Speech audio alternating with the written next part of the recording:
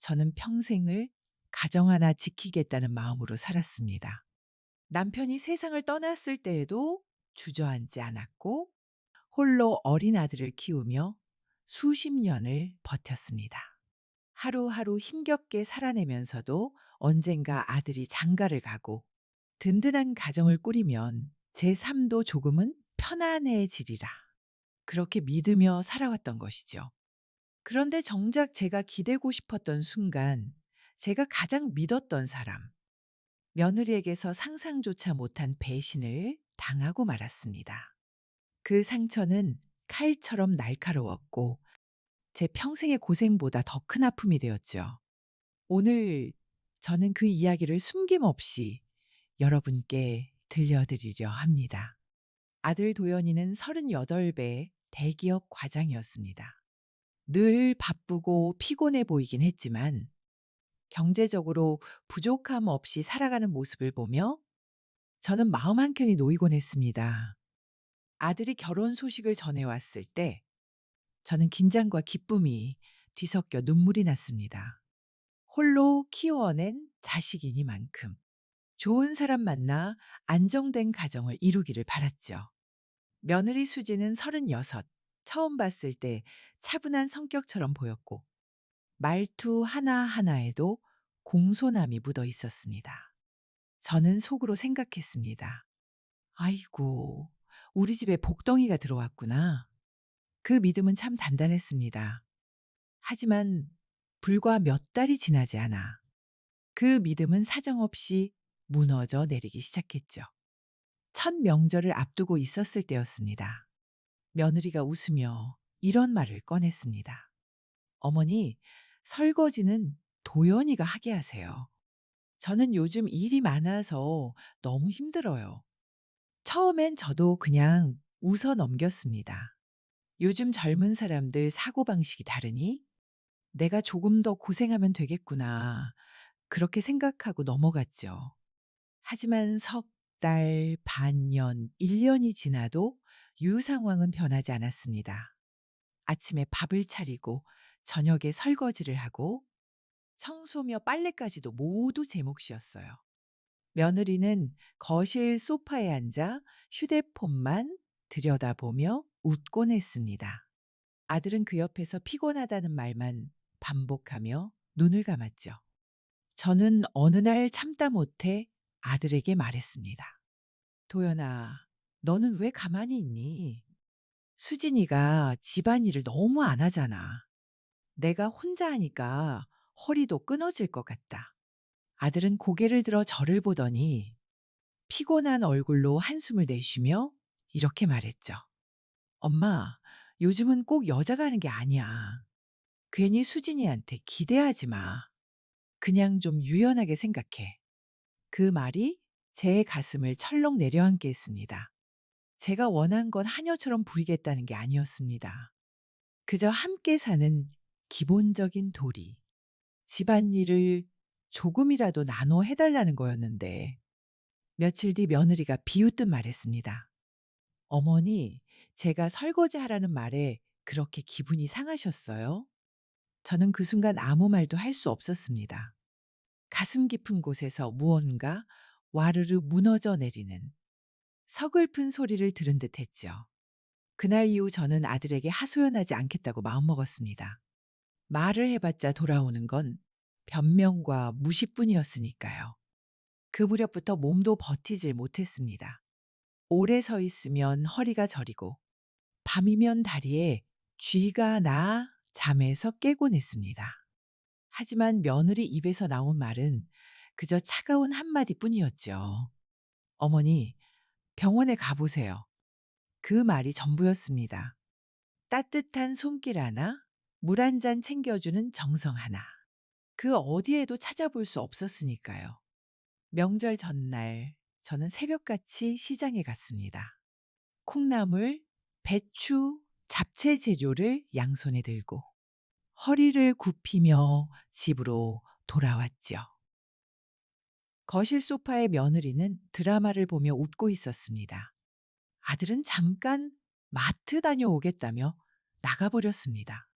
손끝이 저릴 만큼 무거운 장바구니를 들고 부엌에 서서 숨을 고르던 그 순간 며느리가 고개를 들며 느릿하게 말했습니다. 어머니, 전 요즘 컨디션이 별로예요. 무리하지 마시고 알아서 하세요. 늘어진 장난기 어린 말투가 제 마음을 서늘하게 스쳐 지나갔습니다. 저는 아무 대답도 하지 않고 그저 대파를 다시 손질했지요. 점심 무렵 딸아이가 도착했습니다. 앞치마를 두르고 들어온 딸아이는 손발이 척척 맞아 금세 제 옆을 도왔습니다. 엄마, 저는 제가 맡을게요. 집게만 있으면 돼요. 딸은 정중하게 며느리에게 부탁했지만 돌아온 대답은 싸늘했습니다. 저 내일 예약이 있어서 나가봐야 해요. 딸아이가 순간 굳어버린 표정으로 저를 바라보았지만 저는 아무 말도 하지 않고 고개만 숙였습니다. 오후 3시 아들이 선물 상자를 들고 들어왔습니다. 수진이는 약속 있어서 나갔다더라. 엄마, 너무 기대하지 마세요. 그 말이 제 가슴을 얼려버렸습니다. 저는 빈 상자를 접어 창고에 넣으며 덜컥거리는 소리와 함께 내 마음도 접히는 듯 느껴졌습니다. 해가 기울어 식탁에 음식을 올려놓을 무렵 딸의 얼굴은 지쳐 보였고 아들은 여전히 휴대폰을 내려놓지 않았습니다.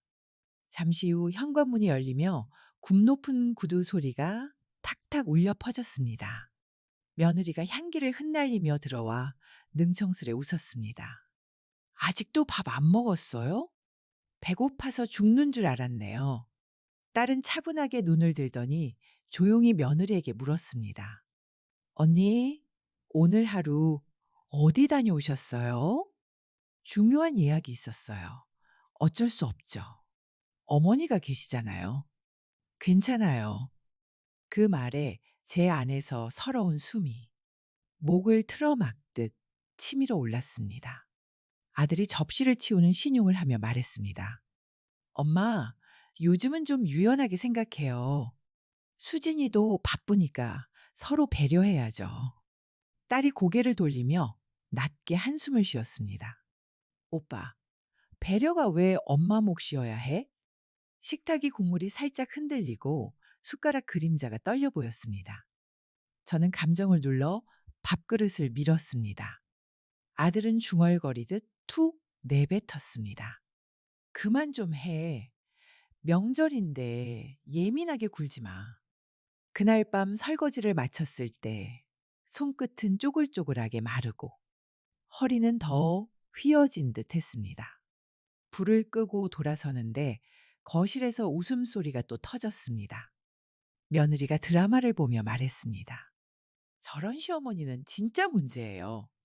그 순간 등줄기를 타고 서늘한 냉기가 치솟았습니다. 그리고 제 마음 한가운데서 뚝 하고 무너져 내리는 소리가 들렸죠. 명절이 끝난 뒤 집안은 다시 고요해졌습니다. 식탁 위에 남아있던 음식 냄새가 며칠을 가도 저는 치울 힘이 없었죠. 허리를 조금만 굽혀도 찌릿하고 다리에선 저릿한 통증이 밤마다 번졌습니다. 침대에 누워 있어도 편치 않았습니다. 뒤척일 때마다 다리가 쥐가 나서 숨이 턱 막히며 잠에서 깨곤 했습니다. 한밤중에 불을 켜고 방 안을 서성이며 내 몸이 이렇게 무너져 가는구나 스스로를 달래기도 했습니다. 하지만 아침이 되면 다시 부엌에 서서 밥상을 차렸습니다. 저는 제 아들을 위해, 딸을 위해, 그리고 며느리마저 위해 억지로라도 몸을 움직였습니다. 그런데도 며느리의 태도는 달라지지 않았습니다. 제가 아픈 기색을 보일 때마다 돌아오는 말은 늘 차가웠습니다.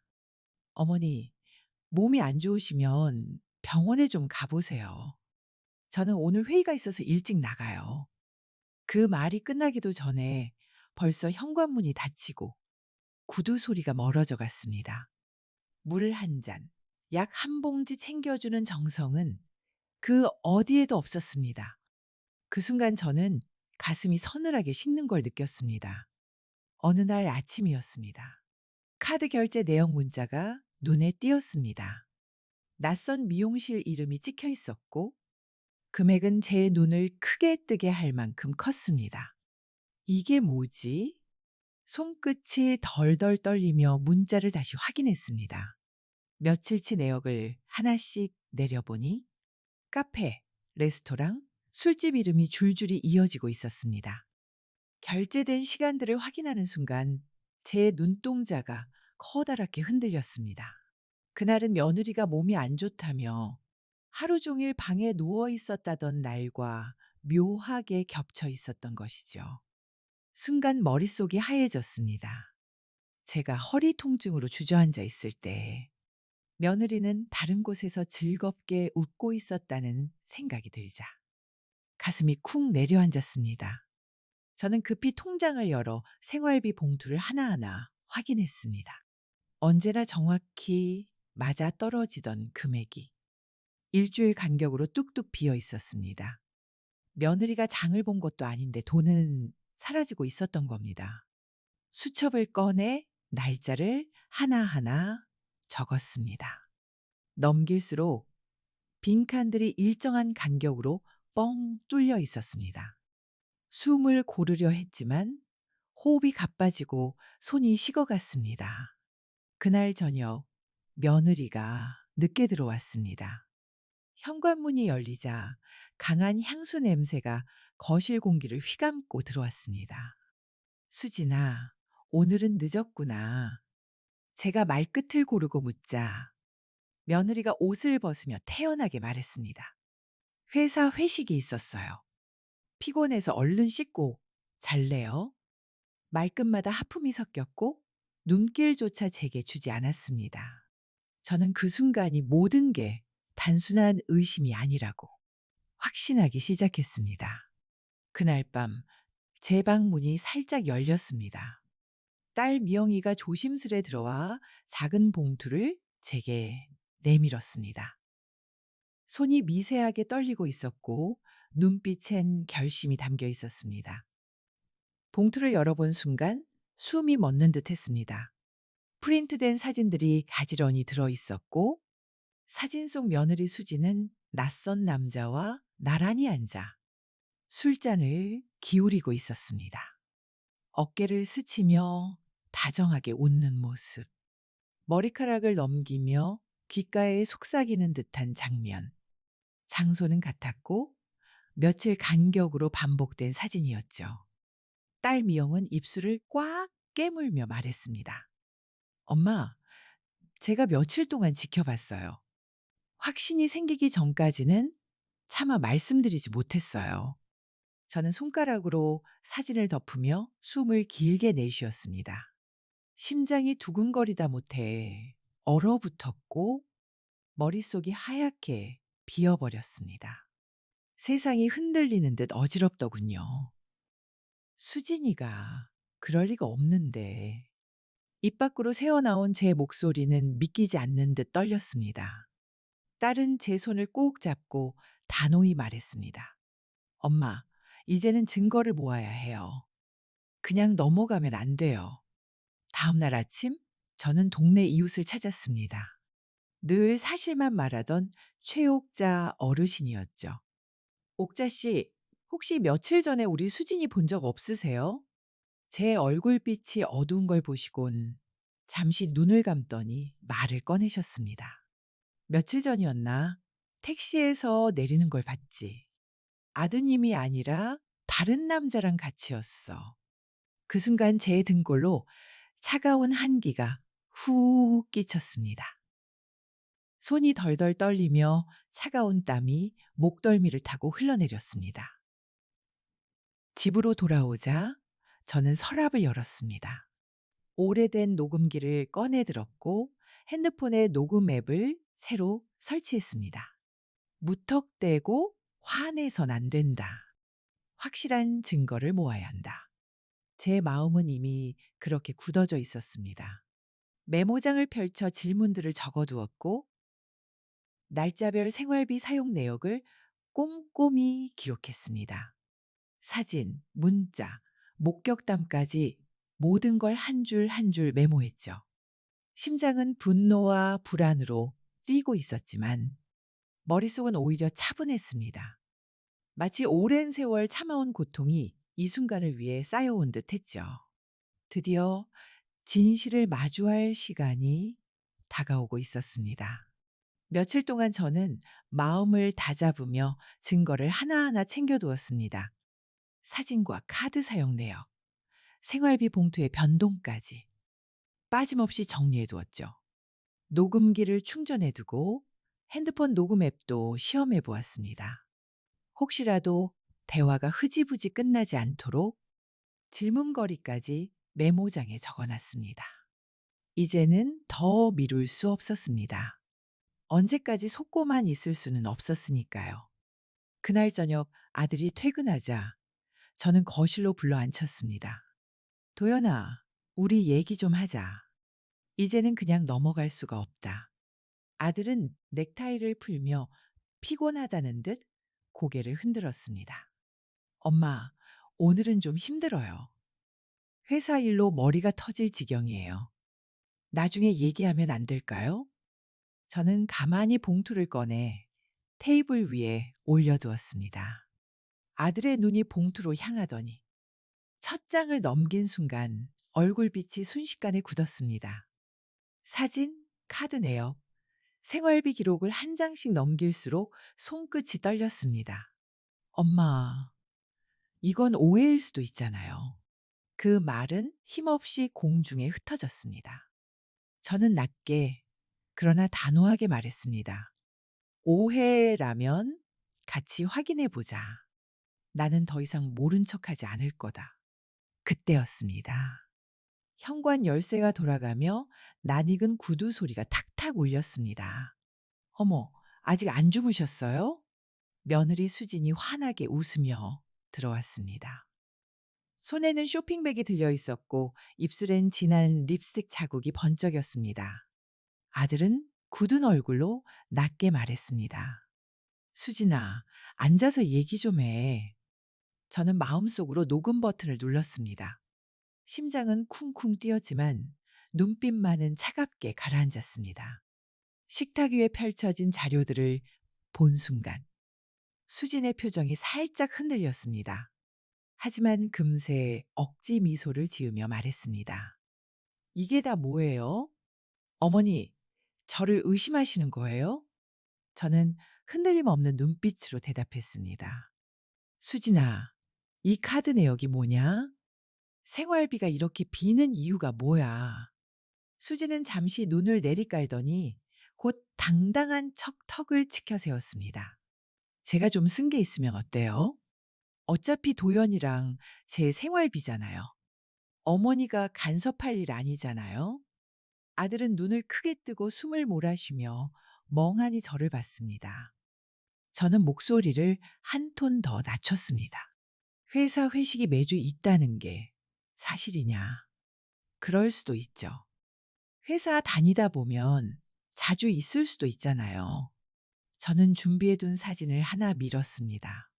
사진 속에는 수진과 낯선 남자가 술잔을 기울이며 웃고 있는 모습이 담겨 있었습니다. 아들의 얼굴빛은 점점 굳어갔습니다. 수진아, 이 사람은 누구냐? 선배라더니 이건 뭔데? 그때 딸 미영이 방에서 나와 또 다른 사진을 꺼내 식탁에 올렸습니다.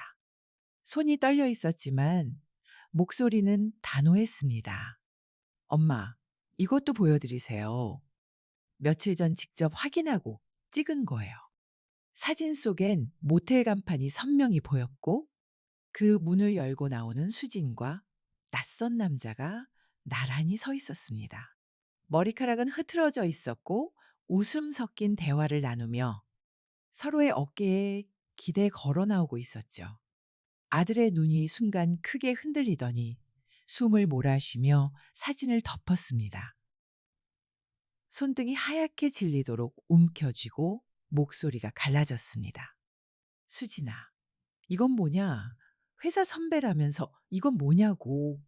순간 수진의 표정이 완전히 일그러졌습니다. 처음엔 어이없다는 듯 코웃음을 치더니 곧 목소리를 높이며 소리쳤습니다. 저도 제 인생 있어요. 왜 저만 몰아붙이는 거예요? 어머니는 늘 피해자인 척만 하잖아요. 그 말에 제 안에서 마지막 남은 정이 툭 하고 끊어졌습니다. 저는 눈빛을 곱게 세우며 말했습니다. 내가 선택한 삶의 결과야. 우린 그 결과를 보고 있을 뿐이다. 아들은 더 이상 말을 잇지 못했습니다. 어깨가 무너져 내리듯 축 처졌고 끝내 낮게 중얼거렸습니다. 수진아, 당분간 우리 떨어져 지내자. 순간 수지는 얼굴이 붉게 달아올라 가방을 움켜쥐더니 현관문을 열었습니다. 다들 나만 탓하네. 이 집에선 못 살겠어. 문을 세게 닫고 나가는 순간 손잡이가 덜컹 울리며 거실의 공기가 싸늘하게 바뀌었습니다. 저는 식탁에 그대로 앉아 차가운 물을 한 모금 마셨습니다. 심장이 미친 듯 뛰었지만 머리는 오히려 맑아졌습니다. 이 싸움은 고함치는 게 아니야. 사실을 세워 이기는 싸움이다. 나는 끝까지 품격을 지켜낼 거다. 스스로에게 그렇게 다짐했습니다. 수진이 집을 나간 뒤 거실은 며칠간 텅 비어 있었습니다. 그동안 집안을 가득 메우던 차가운 냉기 대신 묘한 고요가 감돌았습니다. 저는 그 침묵 속에서 마지막 결심을 굳혔습니다. 이제는 흔들리지 말자. 이제는 끝을 보자. 저는 먼저 통장을 분리했습니다. 생활비 이체를 잠정 중단했고 보험약관과 진명의 서류를 정리했습니다. 딸 미영이 제 옆에 앉아 노트북으로 법률 상담을 예약해 주었습니다.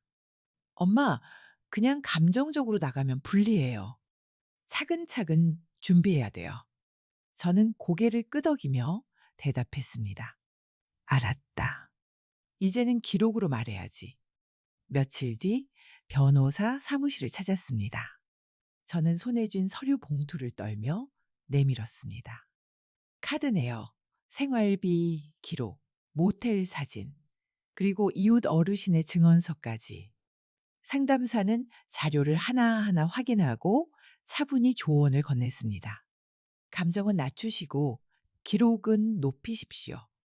사진, 증언, 금전 내역. 이 정도면 충분히 대응 가능합니다.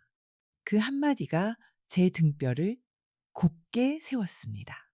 저는 의자에 앉아 있었지만 마치 몇 년 만에 곧게 선 기분이었습니다.